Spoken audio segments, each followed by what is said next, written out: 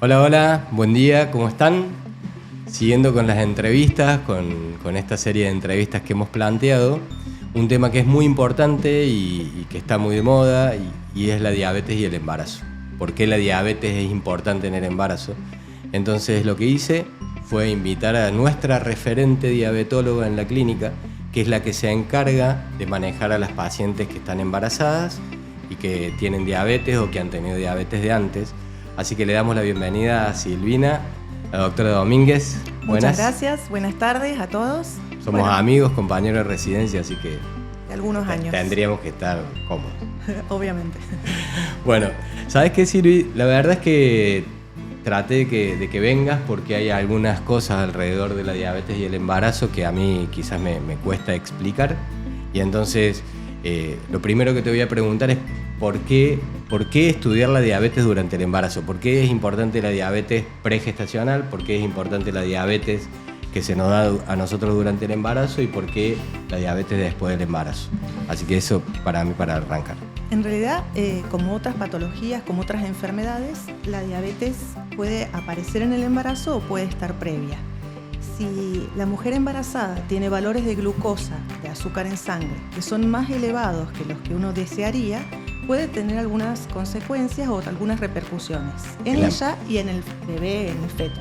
Porque claro, uno dice, che, ¿por qué me van a hacer la prueba de tolerancia a la glucosa? ¿Por qué es tan importante? ¿Cuáles serían esas consecuencias? En realidad, la mamá le transmite al bebé la glucosa a través del cordón umbilical.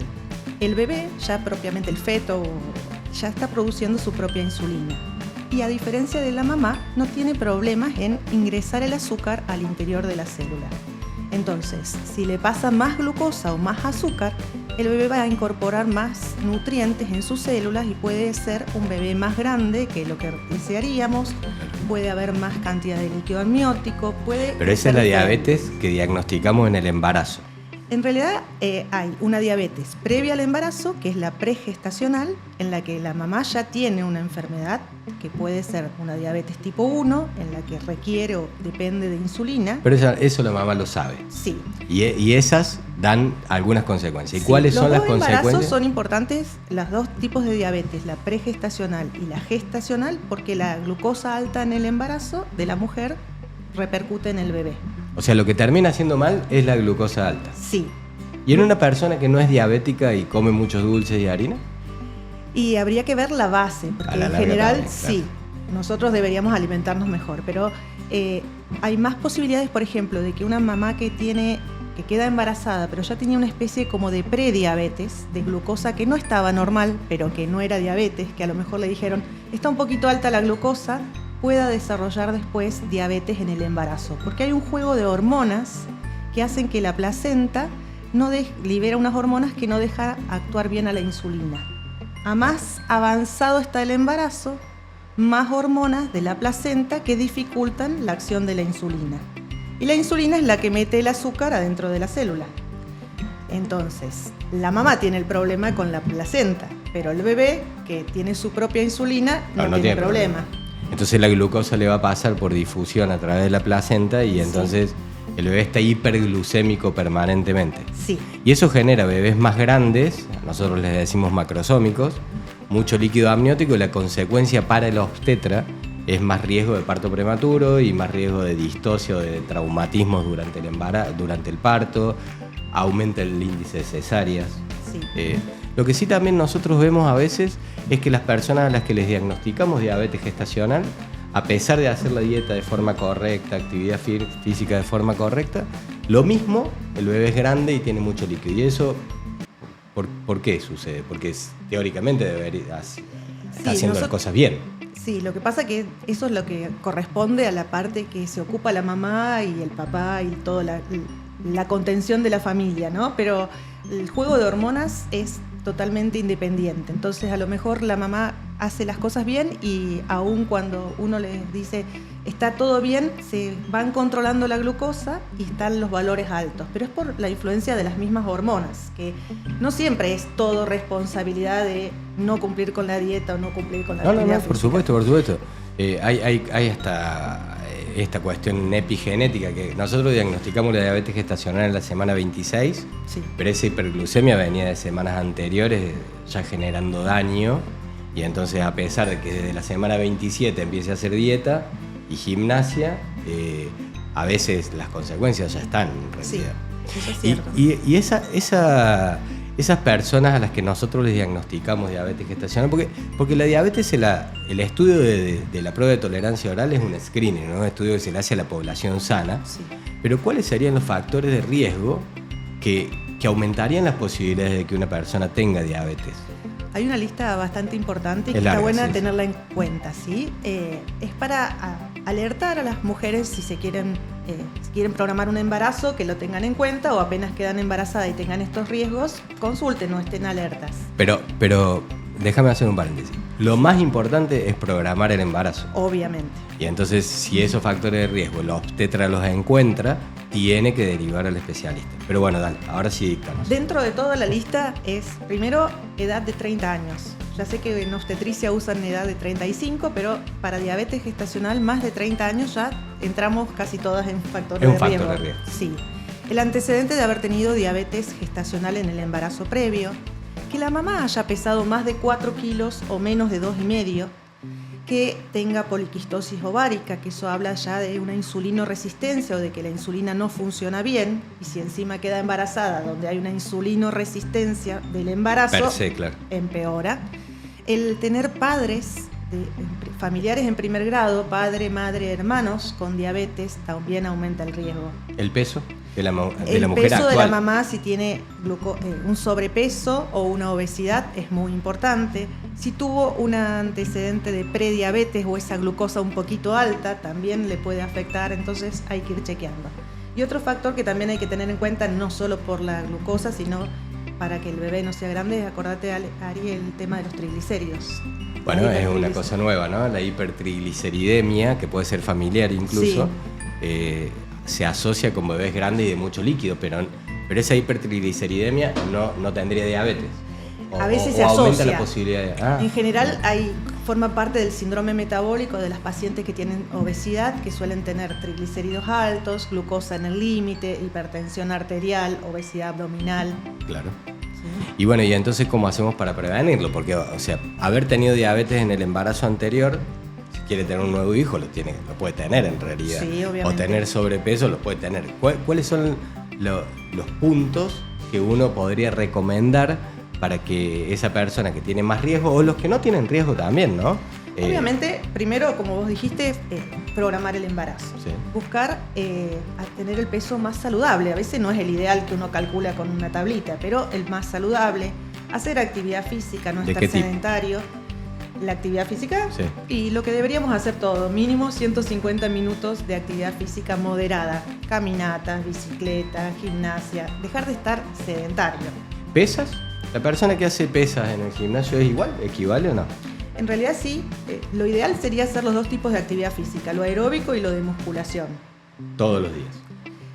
150 minutos por semana, déjalo que se que se organicen ellos, como sí. ¿Y en la dieta, en la nutrición? Y la nutrición deberíamos evitar todos los productos ultraprocesados, los azúcares simples, los azúcares refinados. Pero todo traducilo.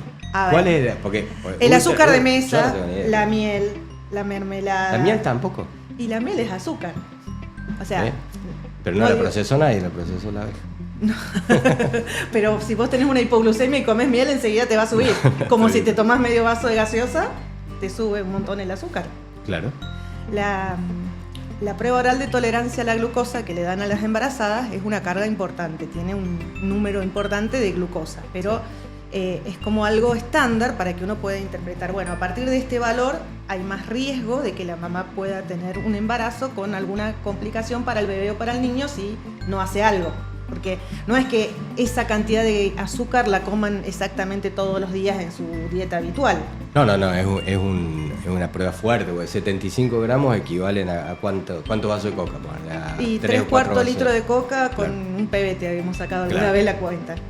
Pero bueno, parte de lo que uno les da en el tratamiento es darle un aparatito para las que tienen diagnóstico de diabetes en el embarazo para que monitoreen el azúcar y ver si las condiciones en su casa con su ingesta habitual son similares a las que tuvo en el laboratorio con esa prueba. ¿Y qué cambiaría si le da mal? Y si a pesar del plan de alimentación y actividad física no alcanza, hay un porcentaje que nos dice las guías, que si no se cumple ese objetivo de glucosa, hay que introducir tratamiento. El tratamiento seguro, eficaz, probado, es insulina. Sí, que es durante el periodo de embarazo que queda. Tampoco es que una persona que empieza a usar insulina lo va a tener que usar toda la vida, porque hay un poco de miedo en eso, ¿viste? Me pusieron insulina y muchas veces la insulina es buena, porque hace que también no es que se vaya a relajar, pero va a estar un poco más tranquilo con la dieta y demás. En realidad el tema, siempre yo les digo a las pacientes, no es preocuparse, sino ocuparse. Claro. Si no alcanza lo que hacen con la alimentación, la actividad física, puede no depender absolutamente de ello, sino del juego hormonal. Lo más seguro, lo que está probado, es la insulina. En algunos otros países usan antidiabéticos orales, pero no es tan indicado acá. Nosotros no lo utilizamos nunca eso en realidad. La única indicación que a veces se permite es el uso de una medicación que es metformina cuando hay ovario poliquístico. Pero lo venía usando. Lo venía usando, no de una. No es que le damos nosotros metformina a las pacientes cuando les diagnosticamos la diabetes gestacional. Cuando ya venía por ovario poliquístico, utilizándolo, y se usa hasta determinada semana. Es lo único que a veces uno puede decir, bueno, sería la excepción a la regla. Claro. Y las personas que han cursado diabetes gestacional, el bebé nace, muchas veces tenemos que hacer cesárea porque son bebés muy grandes y a veces hay riesgo técnico, es una cuestión ya mucho más obstétrica, de tener alguna lastimadura para la mamá, para el bebé durante el parto. Esas personas, después, ¿cómo hacen? Porque la reclasificación de la diabetes es muy importante. Es muy importante. A veces pasa desapercibida, o la mamá que está con el bebé recién nacido se olvida. En realidad a las 6 semanas... Y el obstetra también se olvida. Nosotros a veces nos olvidamos también de... A las 6 semanas postparto debería volver a repetir una prueba oral de tolerancia para volver a reclasificar a esa mamá. En general, más del 95-97% de los casos queda completamente normal el metabolismo de la glucosa. Pero hay que seguir después haciendo un control anual, porque esa mujer tiene un poco más de riesgo de desarrollar diabetes tipo 2 en el futuro. En su vida. Y en un nuevo embarazo poder repetir diabetes gestacional. Como el cuarto trimestre de los cardiólogos. Claro. Los cardiólogos hablan del cuarto trimestre para cuidar a las personas que han tenido preeclampsia, y en la diabetes también sucede. Sí, en realidad la mujer que ya tuvo diabetes gestacional, que se cuidó un montón porque estaba embarazada, que tiene su plan de alimentación, que ya aprendió a comer mejor, debería después mantener buenos hábitos. ¿Sí? Claro. No digo tan estricto, porque los valores que uno quiere en embarazo son muy estrictos, pero mantener buenos hábitos para prevenir diabetes. Y otra cosa, antes de que me olvide, la embarazada que tuvo diabetes gestacional después de tener el bebé, tiene un poco más de riesgo cardiovascular. Entonces también hay que hacer controles de presión arterial, una alimentación saludable, gimnasia, prevenir. Bueno, estuvo bueno, muchas gracias. Muchas gracias por invitarme, un placer. ¿Y dónde te vamos a encontrar? Igual que vos, en la Reina Fabiola. Pero vos tenés un día de consultorio para embarazadas y diabetes. Sí. Porque vos también ves personas, varones con diabetes y personas no embarazadas. Pero tenemos un día en la clínica guardado para las pacientes embarazadas, y es importante que la gente lo sepa porque a veces es difícil sacar el turno y todo. En realidad ya se va a habilitar por la web dentro de poquito, me han prometido, pero llamando por teléfono o personalmente, los días martes es el día que hago embarazo casi exclusivamente, y suele haber turnos muy disponibles. Sí. Pronto. Y si no, al final de la consulta de los otros días también siempre hay disponibilidad de turnos. Bueno, Silvi, muchas gracias. Gracias ha sido a vos un placer. Por invitarme. Un gustazo. Un gusto. Bueno, amigos, esto fue todo. Muchas gracias. Que estén súper bien. Chao, chao.